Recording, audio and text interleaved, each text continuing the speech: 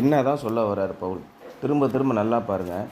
மனுஷருடைய ஞானத்தினாலாவது, புத்தியினாலாவது, நய வசனிப்பினாலாவது அப்படியே சொல்கிறார். அப்படியே திருச்சி அழகாக இன்றைக்கி என்ன சொல்கிறாங்க, ஃபேஸ்புக்கில் பூரா நான் பார்க்குற வீடியோ பூரா இந்த இவங்க இருக்காங்க பாரு, இந்த காசு வாங்குகிற பாதிரியார் இருக்காங்க பார்த்தீங்கன்னா, ஆம்பளை பொம்பளை எல்லா பேரும் என்ன பண்ணுறாங்க, ஆண்டவர் எதற்காக தீபாவளியை படைத்தார் தெரியுமா? அவர் அசுரனை அழித்து தம்முடைய இரத்தத்தை கொண்டு உலகத்தை மீட்பதற்காகத்தான் படித்திருக்கிறார். நாம் தான் அதிகமாக தீபாவளி கொண்டாட வேண்டும் அப்படின்னு ஒரு பொம்பளை பேசுகிறான். ஒருத்தன் என்ன சொல்கிறான், நரகாசுரனை அழித்து உலகத்தை ரட்சித்த இயேசு கிறிஸ்துவை நாம் போற்றுவோமாக அப்படின்னு போஸ்டர் அடித்து ஓட்டுறான். கீழே அபிஷேக தேவையிலும் 5 ரூபான்னு போட்டிருக்கான். என்னென்ன ப்ராடு பயிலும் இருக்கானுங்க பாரு.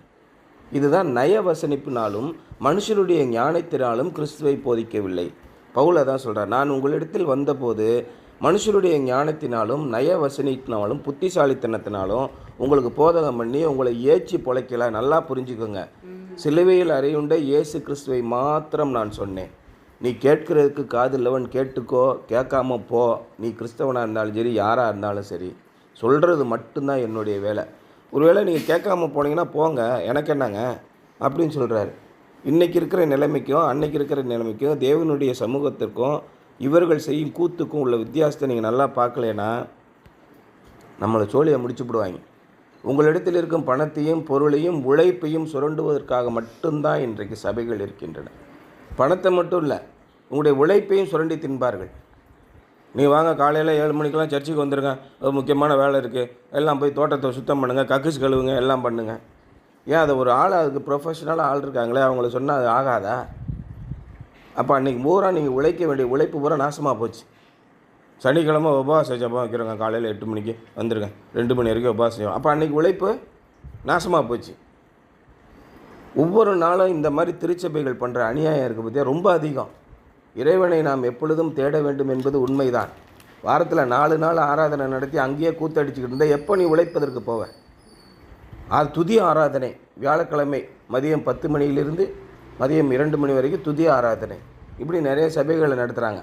அவனுக்கு காசு வர்றதுக்காக என்னென்ன அக்கிரமத்தையும் அநியாயத்தையும் பண்ண முடியுமோ இந்த அறிவில்லாத உணர்வில்லாத மக்களை, பொதுமக்களை ஏமாற்றுகிறார்கள். நீங்கள் ஆலயத்துக்கு வந்து பாருங்கள் பிரதர், நீங்கள் சொல்லுவீங்க, 1008 பேசுவீங்க, துதி ஆராதனையில் கலந்து பாருங்கள். ஆண்டவர் உங்களுக்கு எவ்வளவு பணத்தை அள்ளி அள்ளி கொடுக்குறாருன்னு பாருங்கள். பின்னாடி பேக் ட்ராப்பில் என்ன இருக்கும், லட்சக்கணக்காக பணம் அப்படியே மேலேருந்து பறந்து கீழே வந்துக்கிட்டே இருக்கும். அது மாதிரி ஒரு படத்தை போட்டிருக்காரு. அப்போ என்ன அர்த்தம்? பணம் ஒன்றே தான் உங்களுடைய குறிக்கோள். அப்போ எப்படி நீங்கள் உருப்பிடுவீங்க? இருக்கிறவன் அத்தனை பேர் தலையவும் தடவுறீங்க, அதானே? இன்றைக்கி என்ன ட்ராஃபீஸ் அஹெட். நாம் என்ன trophies we are going to win. கிரீடம், என்ன கிரீடத்தை நீங்கள் ஜெயிக்கப் போகிறீர்கள்? In times of trouble and testing, மகா பெரிய பாடுகளும் சோதனைகளும் நிறைந்திருக்கும் காலத்தில் it is important that we take the long view of things. நாம் குறுகிய வியூ பார்க்காம தொலைதூரத்தில் நாம் என்னத்திற்காக நிற்கிறோம் என்பதை நீங்கள் பார்க்க வேண்டும். அப்போ பக்கத்தில் இருக்கிற நிறைய சிரமங்கள் வரும். மலையில் ஏறனா பெரிய பள்ளத்தாக்கில் இறங்கி தான் மலையில் ஏற முடியும். நாம் தொலைதூரத்தில் நம்முடைய தொலைநோக்கு பார்வை என்ன என்பதை பாருங்கள். பால் lived in the future tense as well as in the present. Pavul எதிர்காலத்திலும் நிகழ்காலத்திலும் வசித்து வந்தார். His actions were governed by what God would do in future. அவருடைய செயல்பாடுகள் எல்லாமே எதிர்காலத்திலே தேவன் என்ன செய்ய திட்டமிட்டிருக்கிறார் என்பதை சிந்தித்தே செயல்படுத்தி கொண்டிருந்தார். நம்ம நிகழ்காலத்தில் வாழ்கிறோம், அற்ப சந்தோஷத்திலே இருக்கிறோம். இன்றைக்கி என்ன வேலை, இதிலே தான் நிறைய பேர் பணத்தை சம்பாதிப்பது மட்டும்தான் இன்றைக்கி சபையினுடைய குறிக்கோளாக இருக்கிறது, போதகருடைய குறிக்கோளாக இருக்கிறது. தொலைநோக்கே இல்லை. மனிதருடைய எதிர்காலம் என்ன ஆகும், பிள்ளைகளுடைய எதிர்காலம் என்ன ஆகும், உழைப்பு இல்லாமல் என்ன ஆகும்? பெரும்பாலான பெந்தேகோஸ்தே சபைக்கு போகிறவர்கள் விவசாயம் பண்ணுறதில்ல, வேலைக்கு போகிறதில்ல, அன்னன்னைக்கு என்ன செய்கிறதோ செஞ்சுட்டு வந்து சர்ச்சில் படுத்துக்கிறது. 15 வருஷம் 20 வருஷம் சபைக்கு போகிறாங்க. அந்த 15 வருஷத்துக்கு முன்னாடி என்ன பிச்சைக்காரனாக இருந்தாலும் இன்னும் பிச்சைக்காரனாகவே தான் இருக்கான்.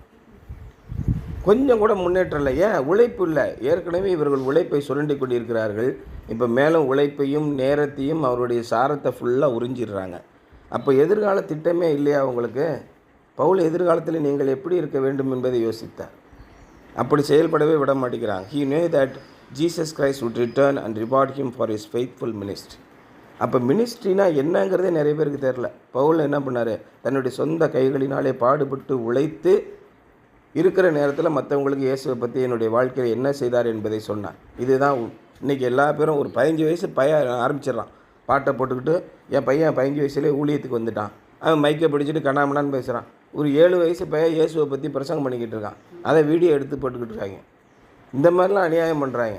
ஏன்னா 7 வயசுலேயே காசு சம்பாதிக்க ஆரம்பிச்சிட்டான். அந்த மாதிரி தான் பண்ணிக்கிட்டு இருக்காங்க. And on that day the saints he had won to Christ would bring glory to him, to God, and joy to Paul's heart. அப்போ எத்தனை ஆத்துமாக்களுக்கு நீங்கள் இயேசுவை பற்றி சொல்லியிருக்கிறீர்கள்? உங்களுடைய சொல்லினாலே எத்தனை பேர் ஆண்டவரை ஏற்றுக்கொண்டு இருக்கிறார்கள்? இது மட்டும்தான் அவருக்கு பெருமையாக அமையும். As the familiar song says, it will be worth it all when we see Jesus. இயேசு கிறிஸ்துவை நாம் முகமுகமாக பார்க்கும்போது நாம் செய்த வேலைகள் எல்லாம் தகுதியுள்ளவைகளாக இருக்கும். இதுதான் முக்கியம். நீங்கள் கஷ்டப்பட்டு உழைச்சி படித்து ப்ராக்டிஸ் பண்ணுங்கள். மியூசிக்கா, படிப்பா, உங்களுடைய உழைப்பு என்ன, அதிலே கண்ணும் கருத்துமாக இருங்க. சும்மா தேவையில்லாத வேலைகளில் ஈடுபட்டிங்கன்னா அதுக்கு ஆண்டவர் ஆசீர்வதிப்பார்னு ஒரு காலத்திலையும் நினைக்காதீங்க. உங்களுடைய கைகளின் பிரயாசத்தை தேவன் ஆசீர்வதிப்பார். இது மட்டும்தான் ஆண்டவர் கொடுக்குற வாக்குறுதி, உத்தரவாதம். நீங்கள் போய் கோயிலில் காணிக்கப்பட்டால் உனக்கு 50 மூட்டை பணத்தை கொண்டு வந்து வீட்டுக்கு அனுப்புவேன்லாம் வாக்குறுதியே கிடையாது பைபிளில். நல்லா புரிஞ்சுக்கணும். தவறான போதனைகளினால இழுக்கப்பட்டு நாசமாக போயிடக்கூடாது. படிக்கிறவன் ஒழுங்காக படி, உழைக்கிறவன் ஒழுங்காக உழை. உன்னுடைய வேலையில் ஜாக்கிரதையாக இருந்தாயானால் நீ நீசருக்கு முன்பாக இல்லாமல் ராஜாக்களுக்கு முன்பாக நிற்பாய். அப்படி தான் போட்டிருக்கு.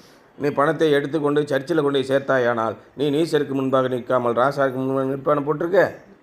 அப்போ என்ன போதனை பண்ணுறாங்க, எப்படி மாற்றி பிரசங்கம் பண்ணுறாங்க பாருங்கள். அப்போது the fact that we shall one day stand at the judgment seat of Christ ought to motivate us to be faithful in spite of difficulties. நம்முடைய நோக்கம் பூரா இன்றைக்கி சபைக்கு போகிறது, காணிக்க போடுறது நோக்கம்லாம் என்ன? எப்படியாவது பணம் இன்னும் கொஞ்சம் கிடைச்சா பரவாயில்ல, எப்படியாவது அந்த போதகர் நம்மளை ஆசீர்வதிச்சா பரவாயில்ல, எப்படியாவது நெத்தியில் திருநீரை போட்டு ஒரு சிலுவையை போட்டு எப்படியாவது நமக்கு பணத்தை அதிகமாக கொண்டு நம்முடைய வேலைகள் நல்லா விளைச்சல் நல்லா எல்லாம் அமோகமாக இருந்தால் பரவாயில்ல. இப்படி தான் நிறைய பேர் நினைக்கிறான். ஆண்டவர் இதெல்லாம் சொல்லவே கிடையாது. எதிர்காலத்தில் இந்த தேவனுடைய ஜட்ஜ்மெண்ட் நியாய தீர்ப்புக்கு முன்பாக நிற்கும்போது உன்னுடைய கிரியைகள் என்னவாக இருக்கும்? நான் போய் பாஸ்டர்கிட்ட போய் 50,000 பணம் கொடுத்தேங்க, 2 லட்சம் தரேங்கிறாரு, இதைத்தான் நான் செஞ்சேன், பாஸ்டருக்கு கழுத்தில் இந்த தாலியை கழட்டி போட்டேன், இதான் உன்னுடைய செய்கையாக நீதிமன்றத்தின் முன்பாக நிற்கும்போது, தேவனுடைய நியாய தீர்ப்புக்கு முன்பாக நிற்கும்போது ஜாக்கிரதையாக இருங்க. ஆண்டவரே, நான் உம்முடைய நாமத்தை சொல்லி நான் படித்தேன், எனக்கு நீர் வெற்றியை கொடுத்தீர், இதான் ஐயா நீங்கள் சொன்னதை எனக்கு நீங்கள் வெற்றியை கொடுத்தீங்கன்றதை நான் மற்றவங்களுக்கு சொன்னேன். இதுதான் உங்களுடைய கிரியையாக இருக்கணும். அடுத்தவன் போட்டு தலையை தடவி வா கழுத்தை பிடிச்சி நீ எப்படியாவது இயேசுவை ஏற்றுக்கொண்டால்தான் உனக்கு விடுதலை கிடைக்கும், எப்படியாவது இயேசுவை ஏற்றுக்கொள். இப்படியே ஆண்டவருடைய பக்கமாக மதத்தை மாற்றுறது. இதுதான் குறிக்கோள். எதுக்கு? ஒரு 10 பேர் 50 பேராக அனுப்பிச்சுன்னா ஒரு 5,000 25 ஒரு 2,500 கிடைக்கும். காசு, பணம், துட்டு, மணி இதுதான் நோக்கம். இந்த கிரியைகள் எல்லாம் தேவனுடைய நியாய தீர்ப்புக்கு முன்பாக நிற்கும்போது உங்களுக்கு தெரியும். At the judgment seat of Christ, our works will be judged and rewards will be given. Paul said that the saints themselves would be in his crown when he met them at the Jerusalem judgment seat. தேவனுக்குள்ளாக ஆதாயப்படுத்தி கொண்ட பரிசுத்தவான்களே அவருக்கு சாட்சிகளாக இருப்பார் என்றார். பவுல் ஆதாயப்படுத்தினவர்களே ரொம்ப முக்கியமான பேர், நிறைய பேர் இருந்தாங்க. பர்னபா ஆரம்பத்தில் இருந்தார், அப்புறம் பிரிஞ்சு போயிட்டார். தீமோத்தேயு இருந்தார், தீத்து இருந்தார். இவங்கெல்லாம் பெரிய சபையின் தூண்களாக அமைந்தார்கள். அநேக பரிசுத்தவான்களாக இருந்தார்கள். அதோட லேடிஸ் நிறைய பேர் இருந்தாங்க. ஷீலா இருந்தார், பவுல் இருந்தார், ஷீலா இருந்தார். இவங்கெல்லாம் தேவனோடு கூட பவுல் அவர்களை வழிநடத்தினார். பவுலே இயேசு கிறிஸ்து முதலில் ஏற்றுக்கொள்ளவில்லை. ஆனால் அவருடைய அனுபவத்தை சொல்லி இவர் உழைத்து கொண்டே இருந்தார். தன்னுடைய வாழ்க்கைக்கு, தன்னுடைய ஜீவனத்திற்கு, சாப்பாட்டுக்கு, பிழப்புக்கு அவர் உழைச்சார். ஆனால் இயேசு கிறிஸ்துவை சொல்லிக்கொண்டே இருந்தார். 2 வேலைகளை சிந்தித்தார். இதன் காரணமாக அவர் சிறைச்சாலைக்கும் சென்றார். எல்லா காரியங்களையும் பார்த்து கொண்டார். This joy of greeting believers in heaven also brings with it a solemn warning. We will lose joy if we go to heaven empty handed. நல்லா புரிஞ்சுக்கோங்க. ஆத்மா ஒன்றும் ரட்சிக்காமல் வேறும் கையனாக நான் எப்படி நிற்க முடியும்? ஆத்மாக்களை ரட்சிக்காமல் வெறுங்கையனாக தேவனுடைய ராஜ்யத்திற்கு முன்பாங்க நான் பலன் காண ரட்சிக்காமல் போயினேன், ஆத்மா ஒன்றும் ரட்சிக்காமல் வெறும் கையனாக. ஒரு பாடல் இருக்குது. வெறும் கையனாக நீங்கள் போய் நிற்க போகிறீங்களா? உங்கள் ஃப்ரெண்ட்ஸுக்கு இயேசுவை பற்றி சொல்லலையா? இயேசுவை பற்றி சொல்லணுன்னா என்ன அர்த்தம்? எங்கள் சர்ச்சில் வந்து நீங்கள் காணிக்கை போடுங்க, முழங்கால் போட்டு ஜெபம் பண்ணிங்கன்னா இயேசு உங்களை ரட்சிப்பார், இதை தான் இயேசுவை பற்றி சொல்கிறதா? உங்களுக்கு தனிப்பட்ட பரீட்சையும் உங்களுக்கு தனிப்பட்ட அனுபவம் இல்லைன்னா எப்படி இயேசுவை பற்றி சொல்லுவீங்க? முதலாவது நீங்கள் திருந்துங்கள். ஆண்டவரே, நான் ஆண்டவரை தேடினேன், நான் இது ஆண்டவர்கிட்ட கேட்டேன், ஆண்டவர் எனக்கு விடுதலையை கொடுத்தார், வெற்றியை கொடுத்தார். இந்த அனுபவம் உங்களுக்கு இருந்தால் தான் இயேசு கிறிஸ்துவை பற்றி சொல்ல முடியும். அதான் என்ன சொல்கிறாங்க கிரேக்க பழமொழி, வைத்தியனே முதலில் உன்னை நீ குணமாக்கிக்கொள். கிறிஸ்துவுக்குள் வருகிறவர்களே, முதலில் நீங்கள் உங்களை ஆராய்ந்து உங்களுடைய வாழ்க்கையில் இயேசு கிறிஸ்துவை அனுபவியுங்கள். அனுபவிக்காமல் நீ ஆண்டவர்கிட்ட போய் எப்படி சொல்லுவீங்க? வாயை மூடிக்கிட்டு இருக்க வேண்டியதான். இன்றைக்கி வந்து சர்ச்சுக்கு வந்து 2வது நாளே ஊழியத்துக்கு கிளம்பிட்டான் ஒருத்தன். குரூப்பில் போடுன்னு போட்டோ அனுப்பிக்கிட்டே இருக்கான்.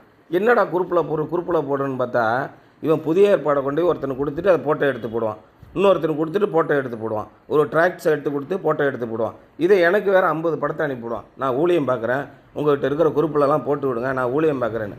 கடைசியில் போட்ட பிறகு அந்த குரூப்பில் இருக்கவன்ட்டெல்லாம் போய், நான் கஷ்டப்பட்டு ஊழியம் பார்க்குறேன் பிரதர், எனக்கு சைக்கிள் கூட இல்லை, எனக்கு சாப்பாட்டுக்கே வழி இல்லை, ஒரு 100 ரூபா உதவி செய்யுங்க, ஒரு 500 ரூபா உதவி செய்யுங்கன்னு ஒரு 50 பேர்கிட்ட கேட்டு அந்த பதனத்தை வாங்க ஆரம்பிச்சிட்டான். அப்போ என்னாச்சு? அவனுக்கு மாதம் 20,000 25,000 ஆச்சு. என்னென்ன தொழில் வகையிலலாம் புத்திசலித்தனமாக யோசனை பண்ணி திருட்டு வேலைகளை பண்ணுறாங்க பாருங்க. ஆண்டவருக்குள்ளே வந்து 1 மாதம் கூட ஆகலை, ஊழியம் பார்க்க ஆரம்பிச்சிட்டான். அப்போ இதுக்கு காரணம் என்ன? ஏற்கனவே உங்கள்கிட்ட ஒருத்த ஊழியம் பார்த்தான்ல, இந்த பார்த்திபன் ஜோக்கில் சொல்லுவான்ல, ஒரே நாளில் பணக்காரனாவது எப்படி, இதே மாதிரி நீனும் போஸ்டர் அடித்து பணக்காரன் ஆகிடு இப்படின்னு எவனோ சொல்லி கொடுத்துருக்கான். அதை மைண்டில் வச்சுக்கிட்டு இவனும் போய் பிச்சை எடுக்கிறான். நான் பாருங்கள் பிரதர், நான் புதிய ஏற்பாடை கொண்டு போய் இயேசுவை அறியாத மக்களுக்கு கொடுத்தேன். உனக்கு இயேசு யாருன்னு தெரியுமா ஐயா? அதான் சாத்தானே கேட்டான். இயேசுவையும் தெரியும், அவங்க அப்பாவையும் தெரியும், நீ யாரையா? செவிட்டை சேர்த்து அடிச்சிருந்ததுக்கு ஓடு அப்படின்னு சொல்லி தட்டி விட்டான்.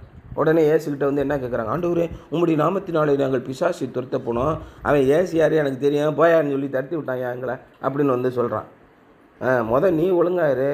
சில வகை பிசாசுகள் ஜெபத்தினாலும் உபவாசத்தினாலும் என்று வேறு எவ்விதத்தினாலும் அது போகாதுன்னு சொல்லி இயேசு சொன்னார். அப்போ இயேசுவோடு நெருங்கி வாழும் தன்மை உனக்கு இல்லை, இயேசுவோடு வாழ்ந்த அனுபவம் உனக்கு இல்லைன்னா நீ யாரையுமே பேச முடியாது. வாய்க்கு வர வெறும் வார்த்தைகளை தான் சொல்லிக்கிட்டே இருப்பீங்க. This joy of greeting believers in heaven also brings it within a solemn warning. We will lose joy if we go to heaven empty-handed. வெறுங்கையாக நீங்கள் பரலோகத்துக்கு போனீங்கன்னா நிச்சயமாக உங்களுக்கு சந்தோஷம் இல்லை. The Christian who has not sincerely tried to win others to Christ will not experience this glory and joy when Jesus Christ comes. இந்த மாதிரி கண்ணும் கருத்துமாக ஆண்டவர் நமக்கு செய்த அற்புதங்களை மற்றவர்களிடம் சொல்லாமல் இருக்கிற கிறிஸ்தவர்கள், நான் முடிஞ்ச வரைக்கும் இது பண்ணிவிட்டேன், கடைசி நேரத்தில் நான் செஞ்ச பாவத்தெல்லாம் மன்னிப்பு கேட்டு இயேசுக்கிட்ட போயிட்டேன். ஒரு ஆத்மாவை கூட நீ ரட்சிக்கலையா? நீ மட்டும் தப்பிச்சு ஓடியாந்துருக்க, கருமம் பிடிச்சவனே ஓரமாக போ. இப்படி தானே ஆண்டவர் சொல்வார். எனக்காக நீ உழைக்கவே இல்லையா நீ உலகத்தில்?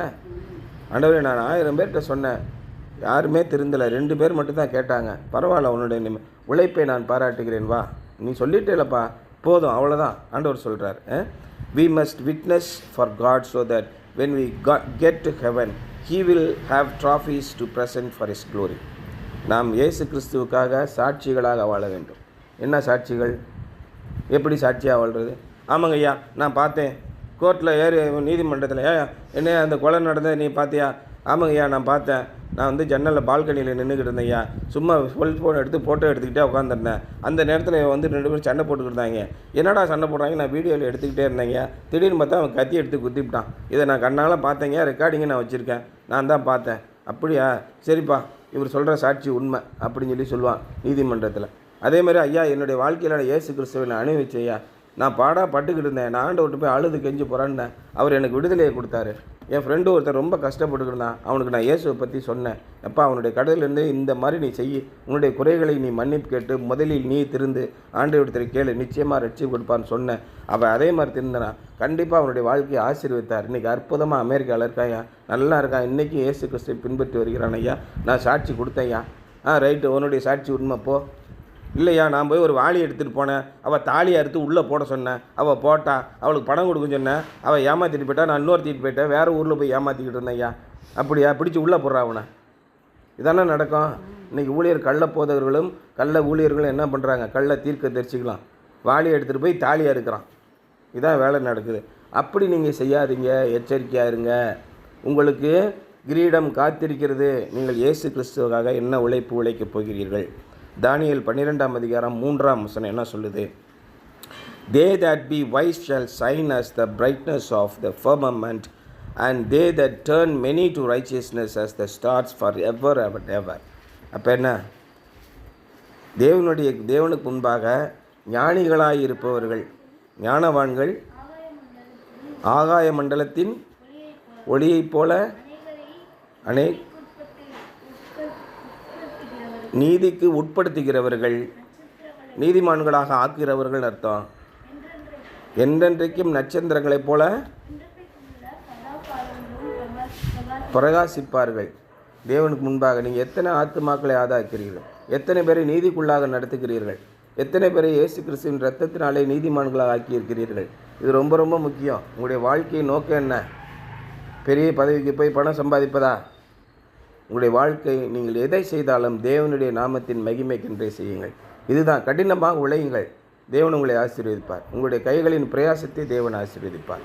உங்களுக்காக கிரீடம் காத்திருக்கிறது. இதான் நோக்கம். சரியா?